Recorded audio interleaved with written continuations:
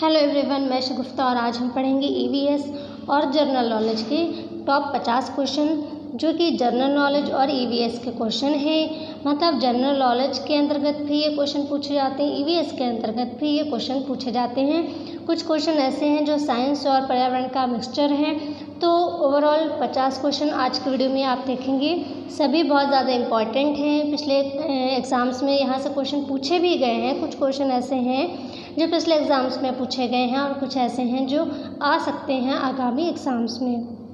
कुल मिलाकर सभी क्वेश्चन बहुत ज़्यादा इम्पॉर्टेंट हैं। कुछ क्वेश्चन तो बहुत ज़्यादा ईजीली हैं, बहुत ज़्यादा ईजी हैं, बट उनका आंसर एग्ज़ाम टाइम में अगर हमें पता ना हो तो टफ लगने लगते हैं। तो अभी क्योंकि ये वाला हम जो सीरीज़ है स्टार्ट कर रहे हैं, इसका पहला वीडियो है, तो आज के वीडियो में हम 50 क्वेश्चन को देखेंगे। सभी वन लाइनर क्वेश्चन हैं, तो जल्दी जल्दी सबको देखते हैं और सभी बहुत ज़्यादा इम्पॉर्टेंट हैं। तो एक भी क्वेश्चन को आपको स्किप नहीं करना है। टॉप 50 है, बहुत ज़्यादा बड़ा वीडियो नहीं होगा। जहाँ पर जिस क्वेश्चन को एक्सप्लेन करने की ज़रूरत होगी वहाँ पर इसको एक्सप्लेन भी किया जाएगा और बाकी तो वन लाइनर है ही। चलिए वीडियो स्टार्ट करते हैं। उससे पहले हमारे चैनल पर नए हैं तो चैनल को सब्सक्राइब कर दीजिए, साथ ही बेल आइकन को प्रेस करके ऑल पर क्लिक ज़रूर कीजिए, तभी आपको नोटिफिकेशन मिलेगा। तो चलिए वीडियो स्टार्ट करते हैं। हमारा जो पहला क्वेश्चन है, और ये पहला क्वेश्चन है और मोस्ट इम्पॉर्टेंट क्वेश्चन है, ग्रीन हाउस प्रभाव क्या है? ग्रीन हाउस प्रभाव, जिसको इंग्लिश में कह सकते हैं ग्रीन हाउस इफ़ेक्ट, ठीक है, ग्रीन हाउस प्रभाव या ग्रीन हाउस इफ़ेक्ट कहते हैं इसको। तो ये क्या है, ये पूछा जा रहा है। तो ग्रीन हाउस प्रभाव में सूर्य की किरणें पृथ्वी पर आ तो जाती हैं, लेकिन कार्बन डाइऑक्साइड गैस के घेरे के कारण वापस नहीं जा पाती। यह एक सिंपल सी डेफिनेशन ग्रीन हाउस प्रभाव क्या है। आप ऐसे समझें, ग्रीन हाउस प्रभाव यानी ग्रीन हाउस जो इफ़ेक्ट है वो पृथ्वी की सतह को गर्म बनाए रखने में मदद करता है। तो अगर आपके ऑप्शन में ये है कि पृथ्वी की सतह को गर्म बनाए रखने में मदद करता है तो आप वो टिक कर दीजिए, क्योंकि इसकी जो बहुत सारी डेफिनेशन है ग्रीन हाउस प्रभाव को लेकर। तो ग्रीन हाउस प्रभाव क्या है, एक सिंपल भाषा में देखें तो ये पृथ्वी की सतह को गर्म बनाए रखने में मदद करती है। ये एक प्राकृतिक घटना है और ग्रीन हाउस प्रभाव अगर नहीं होता तो पृथ्वी पर जीवन भी नहीं होता, क्योंकि ग्रीन हाउस प्रभाव जो है ये तापमान को बढ़ाने में मदद करता है। अगर ग्रीन हाउस प्रभाव नहीं होता, उसकी गैसें नहीं होती, तो क्या होता, पृथ्वी पर तापमान -18 डिग्री के आसपास होता और पृथ्वी पर जीवन असंभव था। तो इसीलिए ग्रीन हाउस प्रभाव का होना भी ज़रूरी है। ग्रीन हाउस प्रभाव के अंतर्गत बहुत सारी गैसें आती हैं। तो पिछले किसी एग्ज़ाम्स में, मुझे याद नहीं कौन सा एग्ज़ाम्स था वो, किसी ना किसी एग्ज़ाम्स में पिछले मैंने देखा है पेपर, उसमें ग्रीन हाउस प्रभाव की गैसें पूछी गई हैं। 4 ऑप्शन दिए गए हैं और उसमें ये लिखा हुआ कि इनमें से ग्रीन हाउस गैस कौन सी है, ठीक है। तो ग्रीन हाउस गैसें कौन सी हैं आपको पता होना चाहिए, क्योंकि ऑप्शन एक ही दिया होगा, क्योंकि वहाँ पे ये पूछा गया था इनमें से ग्रीन हाउस गैस है या फिर ग्रीन हाउस गैस नहीं है। इस तरह से क्वेश्चन पूछ सकते हैं, क्योंकि पिछले एग्ज़ाम्स में पूछा गया है कि ग्रीन हाउस गैस है और 4 ऑप्शन दिए थे जिनमें से एक है। तो आपको ये पता होना चाहिए कि ग्रीन हाउस गैसें कौन कौन सी हैं और क्या क्या आता है ग्रीन हाउस गैस में। तो सबसे पहले नोट कीजिए, ग्रीन हाउस गैस भाप जो होती है ना, स्टीम, जो वाटर वेपर होता है, भाप होती है, वो भाप जो है ये ग्रीन हाउस गैस है, ठीक है। जो ग्रीन हाउस के अंतर्गत जो गैसें आती हैं उनमें भाप है, CO2 है मतलब कार्बन डाइऑक्साइड है जो कि इम्पॉर्टेंट है, ठीक है। भाप, कार्बन डाइऑक्साइड, मीथेन, ये 3 तो बहुत ज़्यादा इम्पॉर्टेंट है, बट इसमें नाइट्रस ऑक्साइड भी होता है, ओजोन भी होता है और क्लोरोफ्लोरोकार्बन भी होता है, जो कि क्लोरोफ्लोरोकार्बन जो है ये भी बहुत ज़्यादा इम्पॉर्टेंट है। तो भाप नोट कीजिए, CO2 मतलब कार्बन डाइऑक्साइड, मीथेन जिसको CH4 कहते हैं, नाइट्रस ऑक्साइड N2O जिसको बोलते हैं, ओजोन जिसको O3 कहते हैं और क्लोरोफ्लोरोकार्बन जिसको CF/CS कहते हैं। तो ये सभी हैं ग्रीन हाउस गैसें। तो आपको ये ज़रूर पता होना चाहिए कि ग्रीन हाउस के अंतर्गत कौन सी गैसें आती हैं। अगर इन गैसों में बढ़ोतरी होती है, मतलब ये गैसें बढ़ती हैं, तो क्या होगा, ग्लेशियर पिघलने लगेंगे, है ना। तो तापमान बढ़ने लगता है, ये सब चीज़ें होती हैं। जलवायु परिवर्तन होता है, ये सारी चीज़ें हो सकती हैं, क्योंकि जलवायु परिवर्तन के लिए बहुत सारे उत्तरदायी कारक हैं, जिनमें से महाद्वीपों का खिसकना, ठीक है, बहुत सारी चीज़ें हैं। ये शायद मैंने किसी वीडियो में आपको पिछले साइंस वाइंस के किसी वीडियो में मैंने आपको शायद बताया हुआ भी है, ठीक है। तो यहाँ पर आपने ग्रीन हाउस प्रभाव की डेफिनेशन देखी कि ग्रीन हाउस प्रभाव में सूर्य की किरणें पृथ्वी पर आ तो जाती हैं, लेकिन कार्बन डाइऑक्साइड गैस के घेरे के कारण वापस नहीं जा पाती, मतलब पूरी तरह से वापस नहीं जा पाती हैं, ठीक है। आप चाहें तो ये डेफिनेशन याद कर लें, चाहें तो सिंपल भाषा में आप ये याद करें कि ग्रीन हाउस प्रभाव एक जो है प्राकृतिक घटना है और जो कि पृथ्वी की सतह को गर्म बनाए रखने में मदद करती है। और ग्रीन हाउस प्रभाव अगर नहीं होता तो पृथ्वी पर जीवन नहीं होता। और ग्रीन हाउस प्रभाव के कारण क्या होता है, पृथ्वी का तापमान बढ़ता है, जो कि जीवन के लिए आवश्यक है। अगर तापमान नहीं बढ़ता तो फिर जीवन भी नहीं होता, ठीक है। एक तो ये याद कर सकते हैं। दूसरा, ग्रीन हाउस गैसें जो कि मैंने अभी बताई हैं वो आप ज़रूर याद रखें, क्योंकि ये पिछले एग्ज़ाम्स में किसी पूछा गया है ग्रीन हाउस गैस, तो आप ज़रूर याद रखें। तो ग्रीन हाउस प्रभाव से रिलेटेड इतना काफ़ी है, क्योंकि मतलब अलग से कोई वीडियो अगर हो ग्रीन हाउस प्रभाव को ही लेकर कोई एक टॉपिक, तो उसके लिए टॉपिक बहुत बड़ा बनेगा, क्योंकि green house gas, green house प्रभाव, ग्रीन हाउस में वृद्धि, इसके बहुत सारे टॉपिक हैं और बहुत बड़ा टॉपिक है ये। तो मतलब इसको पढ़ें तो अलग से एक वीडियो बन जाएगा पूरा एक ही टॉपिक पर, ठीक है। तो यहाँ पर क्योंकि हम वन लाइनर पढ़ रहे हैं तो इतना जानना आपके लिए काफ़ी और यही इंपॉर्टेंट है, यहीं से क्वेश्चन पूछे जा सकते हैं। तो ये हो गया ग्रीन हाउस प्रभाव, ठीक है। दूसरा क्वेश्चन देखते हैं, जहाँ पर जिस क्वेश्चन को एक्सप्लेन करने की ज़रूरत होगी वहाँ पर एक्सप्लेन किया जाएगा। बाकी जो वन लाइनर हैं जिनको बहुत ज़्यादा नहीं बताने का है तो वो ठीक है वन लाइनर है, उनका बस आंसर आप देखें। तो दूसरा क्वेश्चन है, रेड डाटा बुक का संबंध किससे है? रेड डाटा बुक का संबंध किससे है? ये विलुप्त प्राय जो जीव होते हैं, विलुप्ति के संकट से ग्रस्त जो जीव होते हैं उनकी सूची होती है इसमें। और ये रेड डाटा बुक का संबंध किससे है? विलुप्त के संकट से ग्रस्त जीवों से, ठीक है। नेक्स्ट देखें थर्ड, ग्रीन पीस क्या है? ग्रीन पीस मतलब इसको हिंदी में अगर बोलें, ठीक है, क्योंकि हो सकता है कभी हिंदी में दे दें तो आपको पता होना चाहिए कि ग्रीन पीस के लिए पूछा जा रहा है। तो ग्रीन पीस को हिंदी में कहेंगे हरित शांति, ठीक है। पीस मतलब शांति, तो ग्रीन पीस यानी हरित शांति। तो इसको हरित शांति के नाम से वैसे तो नहीं पूछेंगे, क्योंकि मैंने अभी तक शायद नहीं देखा किसी भी एग्ज़ाम्स में हरित शांति लिखा हुआ नहीं देखा। ग्रीन पीस से ही वो पूछ लेते हैं क्वेश्चन, बट फिर भी आपको हरित शांति जो है पता होना चाहिए कि ग्रीन पीस को कहते हैं। तो ये जो है ग्रीन पीस क्या है? ये एक पर्यावरण योजना है। किसके लिए चलाई गई थी? पृथ्वी को बचाने की मुहिम जो है, पृथ्वी को बचाने की मुहिम के लिए ये ग्रीन पीस योजना जो है चलाई गई थी। और इसका अंतर्राष्ट्रीय मुख्यालय जो है वो कहाँ है? वो है नीदरलैंड में, ठीक है। ग्रीन पीस का अंतर्राष्ट्रीय मुख्यालय नीदरलैंड में है। ये पृथ्वी को बचाने के लिए चलाई गई एक मुहिम है ग्रीन पीस, और सिंपल भाषा में देखें तो एक पर्यावरण योजना है। चौथा देखें, और फ्रेंड्स अगर आवाज़ में कोई दिक्कत है तो उसके लिए सॉरी, क्योंकि जो है पिछले कुछ दिन से तबीयत ठीक नहीं थी तो धीरे धीरे आवाज़ में सुधार हो रहा है, बट अगर फिर भी कोई दिक्कत आती है तो उसके लिए सॉरी। तो चलिए चौथा क्वेश्चन देखते हैं, भारत का पर्यावरण शिक्षा केंद्र कहाँ स्थित है? तो भारत का पर्यावरण शिक्षा केंद्र अहमदाबाद यानी गुजरात में है। बहुत ध्यान से पढ़ रहे हैं केंद्र, क्योंकि केंद्र जो है शिक्षा केंद्र पूछे जा सकते हैं, पर्यावरण शिक्षा केंद्र या फिर बहुत सारे। अभी आप आज के ही वीडियो में बहुत सारे केंद्र देखेंगे तो आपको ध्यान से बिल्कुल पढ़ना होगा कि भारत का पर्यावरण शिक्षा केंद्र पूछा जा रहा है। तो भारत का पर्यावरण शिक्षा केंद्र अहमदाबाद गुजरात में है। पांचवा क्वेश्चन, विश्व वन्यजीव कोष द्वारा प्रतीक के रूप में किस पशु को लिया गया है? इम्पॉर्टेंट है ये। विश्व वन्यजीव कोष यानी कि WWF, ठीक है। विश्व वन्यजीव कोष मतलब WWF का प्रतीक क्या है? तो किस पशु को लिया गया है प्रतीक के रूप में? तो यहाँ पर लिया गया है विलुप्त प्राय और दुर्लभ जो जीव है पांडा, ठीक है, लाल पांडा, तो जो है उसको लिया गया है WWF का प्रतीक। तो यहाँ पर आप विश्व वन्य जीव कोष और इसकी शॉर्ट फॉर्म यानी WWF भी याद रखें, क्योंकि क्या पता हो सकता है WWF का प्रतीक पूछ लें। मतलब विश्व वन्यजीव कोष ऐसे पूरा ना लिखकर WWF का प्रतीक क्या है, प्रतीक चिन्ह किस पशु को लिया गया है, इस तरह से पूछ ले अगर तो आपको पता होना चाहिए विलुप्त प्राय और दुर्लभ जीव पांडा जो है वो विश्व वन्यजीव कोष का प्रतीक जो है पशु लिया गया है पांडा।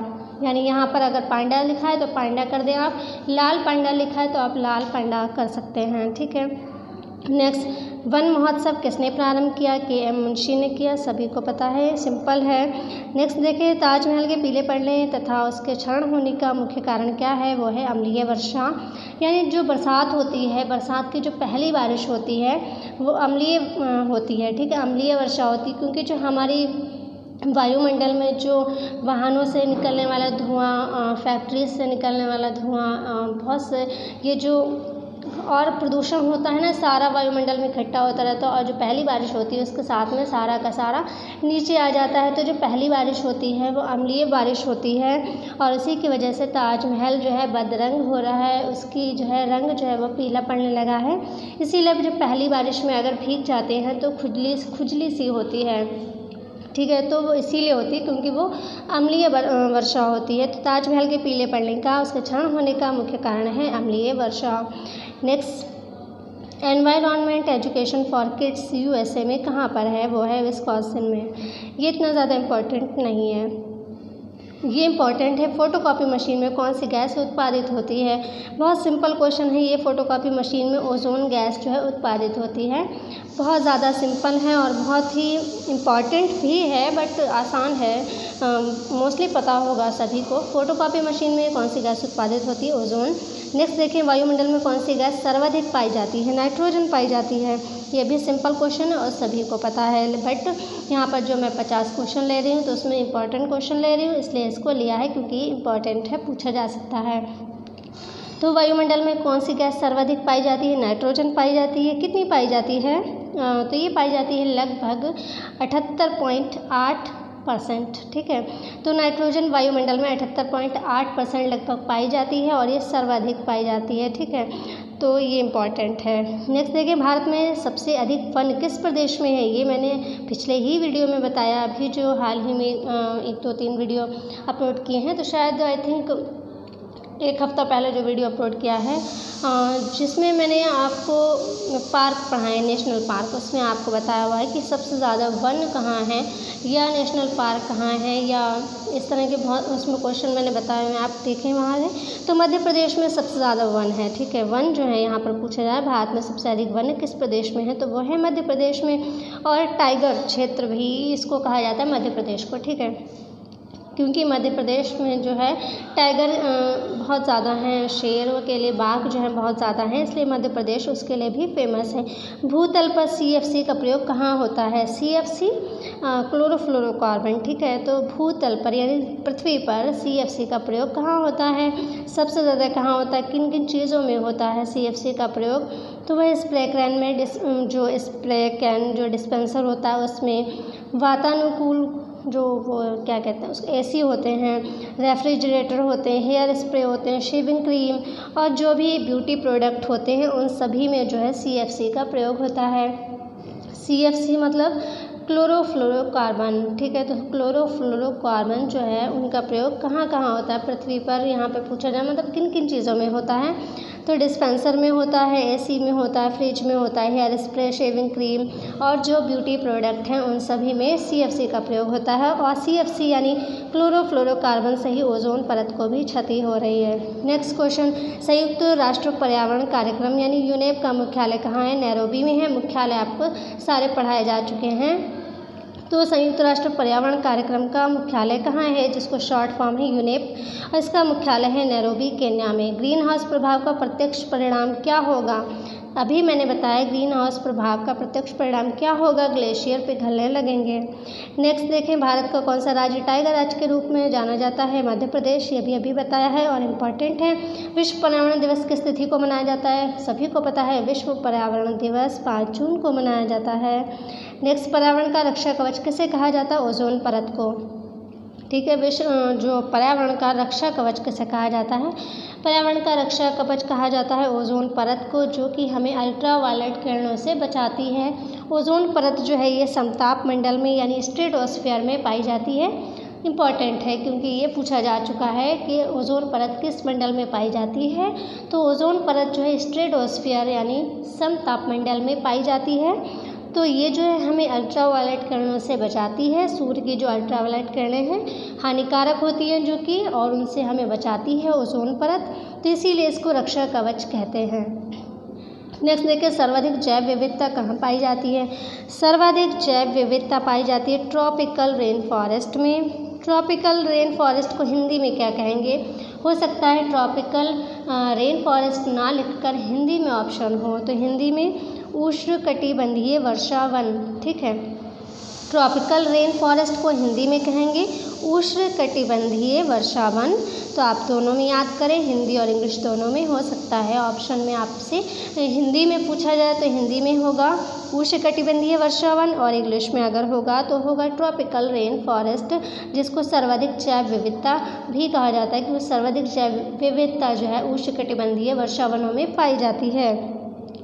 और उष्णकटिबंधीय जो वर्षावन हैं यानी ट्रॉपिकल जो रेन फॉरेस्ट हैं उनको पृथ्वी के आभूषण भी कहा जाता है। ध्यान रखें, पृथ्वी का आभूषण किन वनों को कहा जाता है? तो ट्रॉपिकल रेन फॉरेस्ट यानी उष्णकटिबंधीय वर्षावनों को पृथ्वी के आभूषण कहा जाता है, और संसार की सबसे बड़ी औषधशाला भी कहा जाता है। यानी औषधि जो हैं, जितनी भी औषधियों की अभी तक खोज हो चुकी है, औषधि मतलब दवा, जो औषधीय दवाएं होती हैं उनकी जितनी खोज अभी तक हो चुकी है, तो 1/4, ठीक है, मतलब 1/4 भाग जो है इन्हीं ट्रॉपिकल रेन फॉरेस्ट से उसका मिला है। तो इसीलिए इनको संसार की सबसे बड़ी औषधशाला भी कहते हैं, और पृथ्वी के आभूषण भी इन्हीं वनों को कहते हैं। तो ये याद कर रखें आप, जो है पृथ्वी के आभूषण किन वनों को कहते हैं, या संसार की सबसे बड़ी औषधशाला किन वनों को कहते हैं? ट्रॉपिकल रेन फॉरेस्ट को कहते हैं, जिसको हिंदी में कहते हैं उष्णकटिबंधीय वर्षावन। ठीक, नेक्स्ट देखें, राष्ट्रीय पर्यावरण अनुसंधान केंद्र कहाँ स्थित है? तो ये है नागपुर, महाराष्ट्र में। तो कुछ ऐसे हैं जिनके एक्सप्लेन करने की ज़रूरत नहीं है, तो जल्दी जल्दी देख लें। चिपको आंदोलन के पीछे मुख्य उद्देश्य क्या है? वनों की सुरक्षा। सभी को पता है, चिपको आंदोलन में वनों की सुरक्षा को लेकर पेड़ों से महिलाएं जो थीं वो चिपक गई थीं, और यही जो है वो चिपको आंदोलन कहा गया। तो चिपको आंदोलन के पीछे का मुख्य उद्देश्य क्या था? वनों की सुरक्षा। नेक्स्ट देखें, carbon dioxide, sulphur dioxide, carbon monoxide द्वारा कौन सा प्रदूषण होगा? सिंपल है, वायु प्रदूषण ही होगा। Carbon dioxide, sulphur dioxide, carbon monoxide और इन सभी से कौन सा प्रदूषण होगा? वायु प्रदूषण ही होगा। सर्वाधिक ओजोन क्षयकारी गैस कौन सी है? अभी बिल्कुल बताया मैंने कि जो ये ब्यूटी प्रोडक्ट में, फ्रिज में, एसी में जो गैस भरी जाती है, और इनका जो जब गैस भरी जाती है तो बहुत सारी गैस जो है वेस्ट हो जाती है, वायुमंडल में चली जाती है, जो कि CFC गैस होती है, क्लोरोफ्लोरोकार्बन होती है, और उन्हीं से, इसी गैस से जो है ओजोन परत में छेद हो रहे हैं। ठीक है, ओजोन परत का क्षय हो रहा है इसी गैस से, CFC यानी क्लोरोफ्लोरोकार्बन से। नेक्स्ट देखिए, परऑक्सी एसिटिल नाइट्रेट पैन यानी कि क्या है? ये एक वायु प्रदूषक है, और ये जो है पिछले किसी एग्ज़ाम्स में ये पूछा गया है। परऑक्सी एसिटिल नाइट्रेट यानी पैन क्या है? ये है वायु प्रदूषक। इम्पॉर्टेंट है, इसको ध्यान रखें, ये एक वायु प्रदूषक है।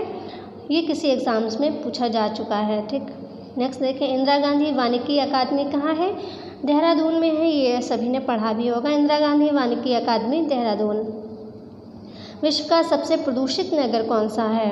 इम्पॉर्टेंट है, इसको ज़रूर ध्यान रखें क्योंकि इस तरह का एक क्वेश्चन जो है आपका 68,500 जो शिक्षक भर्ती है उसके एग्ज़ाम्स में भी पूछा गया है कि विश्व का सबसे, मतलब ये क्वेश्चन नहीं पूछा गया वहाँ पर, बिल्कुल इससे रिलेटेड क्वेश्चन ही है। शिकागो जिसका आंसर था, मुझे क्वेश्चन याद नहीं है, तो वो इनसे ही इसी तरह से इसी टाइप के क्वेश्चन पूछे जाते हैं। तो आप ध्यान रखें, विश्व का सबसे प्रदूषित नगर कौन सा है? वो है मैक्सिको सिटी। फिर देखें, जल प्रदूषण को मापने के लिए कौन सा परीक्षण किया जाता है? इंपॉर्टेंट क्वेश्चन है और ये किसी पिछले टेट के एग्ज़ाम्स में पूछा गया है। बहुत पहले कोई टेट का एग्ज़ाम्स हुआ है, मुझे ईयर याद नहीं है, आई थिंक 2014-15 या फिर 16 के आसपास एग्ज़ाम्स हुआ है टेट का। उसमें ये पूछा गया है जल प्रदूषण को मापने के लिए कौन सा परीक्षण किया जाता है, तो वो किया जाता है बायोकेमिकल ऑक्सीजन डिमांड। और वहाँ पर देखिए आप, जो एग्ज़ाम्स में पूछा गया था वहाँ पर ऐसे फुल फॉर्म नहीं दी गई थी।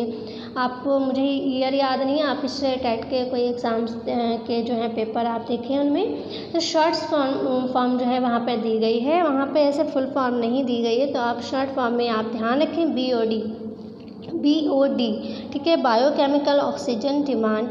तो जल प्रदूषण को मापने के लिए कौन सा परीक्षण किया जाता है, वहाँ पे ऑप्शन में ऐसे शॉर्ट फॉर्म्स ही दी हुई थी जिनमें BOD सही आंसर था। BOD मतलब, अगर BOD की फुल फॉर्म पूछते हैं तो BOD की फुल फॉर्म है बायोकेमिकल ऑक्सीजन डिमांड, और बायोकेमिकल ऑक्सीजन डिमांड से जल प्रदूषण को मापा जाता है, ध्यान रखें। नेक्स्ट है, भारतीय वन सर्वेक्षण का मुख्यालय कहाँ है। इम्पॉर्टेंट है और ईजी है, सभी ने पढ़ा होगा। भारतीय वन सर्वेक्षण का मुख्यालय कहाँ है, देहरादून में। ये सभी क्वेश्चन मैंने इसलिए लिए हैं, बहुत ज़्यादा इजी क्वेश्चन है बट मैंने इसलिए लिए हैं क्योंकि इनमें से मोस्टली क्वेश्चन पिछले किसी न किसी एग्ज़ाम्स में पूछे गए हैं।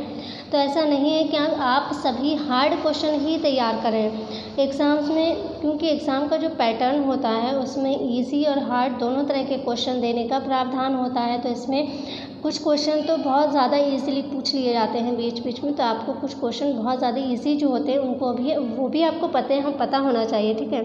तो भारतीय वन सर्वेक्षण का मुख्यालय कहाँ पर है, वो है देहरादून में। नेक्स्ट है, वायुमंडल में ओजोन परत हमारी रक्षा किन किरणों से करती है।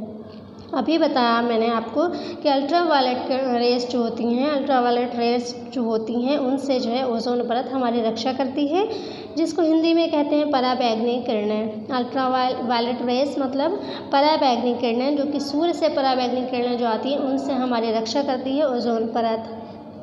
नेक्स्ट है, जलवायु परिवर्तन में किन गैसों की मुख्य भूमिका होती है।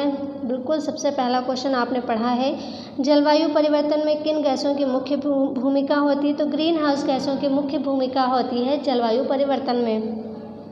और ग्रीन हाउस गैसें हैं कौन कौन सी, तो वो मैंने आपको बताया हुआ है, भाप है, CO2 है, CH4 है, N2O3 है, CFCS है।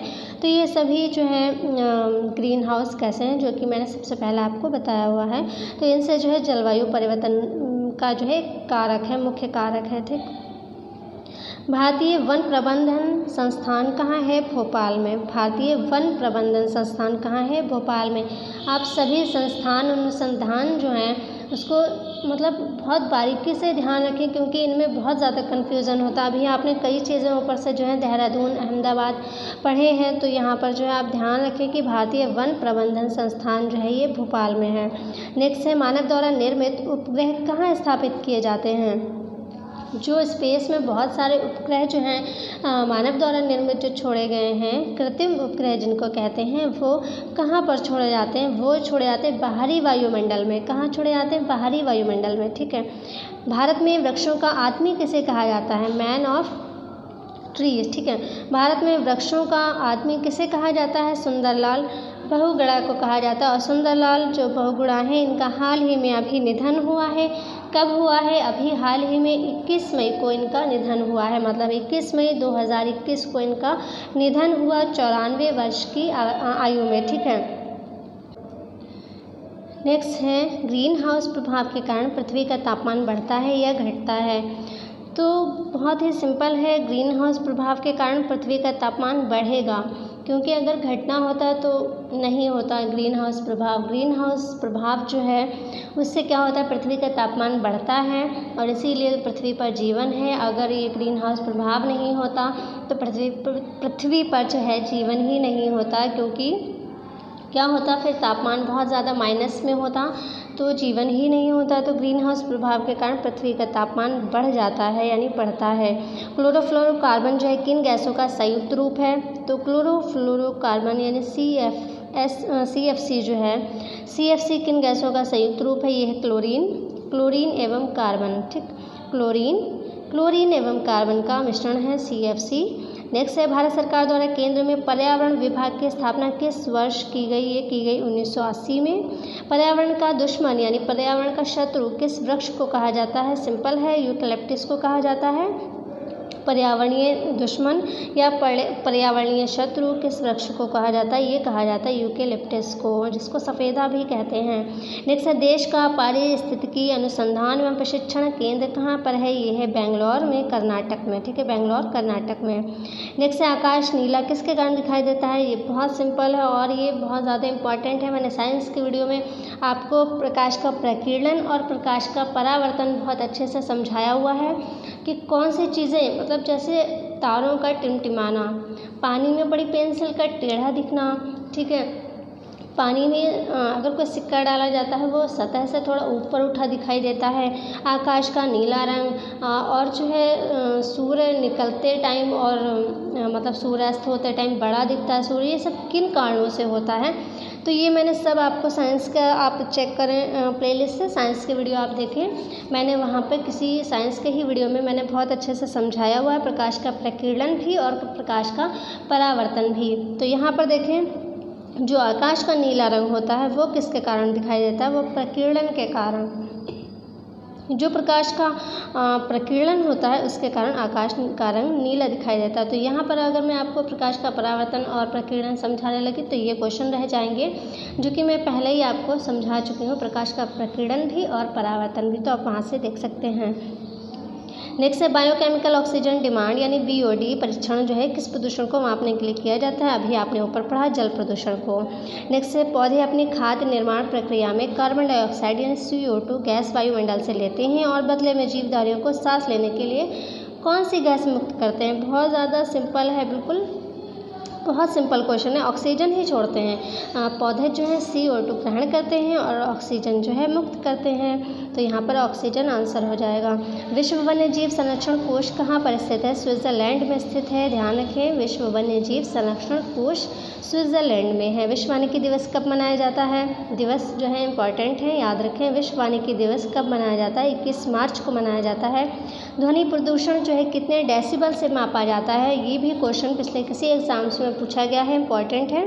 ध्वनि प्रदूषण कितने डेसिबल से माना जाता है? तो 65 डेसिबल से माना जाता है। पर्यावरण क्या है? एनवायरनमेंट क्या है? हमारे चारों ओर का वातावरण जो कि हमें व अन्य जीवधारियों को प्रभावित करता है, पर्यावरण कहलाता है। ठीक है, हमारे चारों ओर का वातावरण जो कि हमें हमारे चारों ओर का वातावरण जो कि हमें अन्य जीवधारियों को प्रभावित करता है, पर्यावरण कहलाता है। पर्यावरण है क्या? हमारे चारों ओर जो कुछ भी है वो पर्यावरण ही है। ठीक है, हमारे चारों ओर का एक मतलब पर्यावरण यानी चारों तरफ से जो आवरण है हमारे आसपास जो कुछ भी है वह सब पर्यावरण है। ठीक है, सिंपल सी भाषा। CNG की फुल फॉर्म क्या है? ये भी पिछले एग्जाम्स में टेट के पूछा गया है। CNG की full form compressed natural gas, जो कि इम्पॉर्टेंट है और बहुत ज़्यादा सिंपल है। CNG की full form compressed natural gas. सबसे प्राचीन काल से उगाया जाने वाला फल वृक्ष कौन सा है? जो कि खजूर है, और खजूर जो है ये सबसे प्राचीन फल है। अगर सबसे प्राचीन फल पूछा जाता है तो खजूर है। सबसे प्राचीन उगाया जाने वाला फल वृक्ष है खजूर, जो कि बहुत ज़्यादा एनर्जेटिक फल होता है और सबसे अच्छा फल माना जाता है खजूर। नेक्स्ट है, राष्ट्रीय वन नीति के अनुसार कितने प्रतिशत भूभाग पर वन होना अनिवार्य है? 33% पर।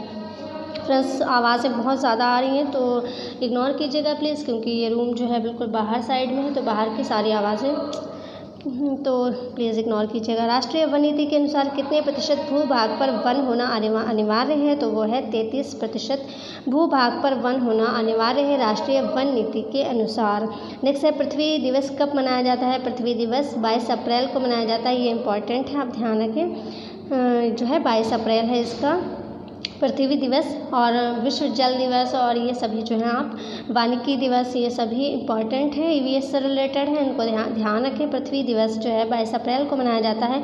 सफोकेशन क्या है? इम्पॉर्टेंट है, सफोकेशन क्या है? ऑक्सीजन की कमी का जीवों पर प्रभाव जो है सफोकेशन कहलाता है।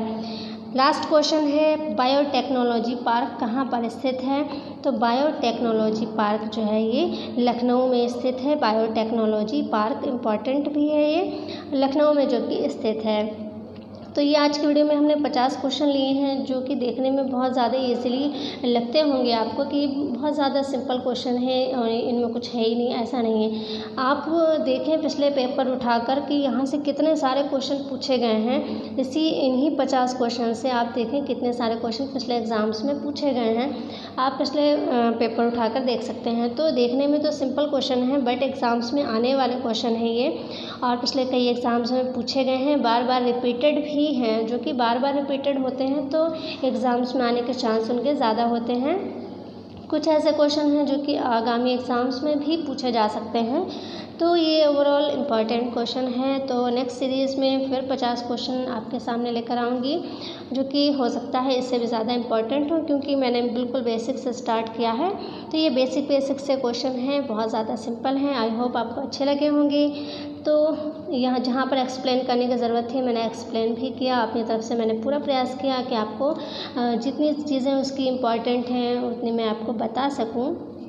तो आई होप वीडियो आपको पसंद आया हो। वीडियो अच्छा लगा हो लाइक ज़रूर कर दीजिएगा, शेयर करना बिल्कुल नहीं भूलेगा ताकि दूसरों को भी पता चले, दूसरों की भी हेल्प हो सके। चलिए वीडियो एंड करते हैं और मिलते हैं नेक्स्ट वीडियो में। तब तक के लिए टेक केयर, बाय बाय।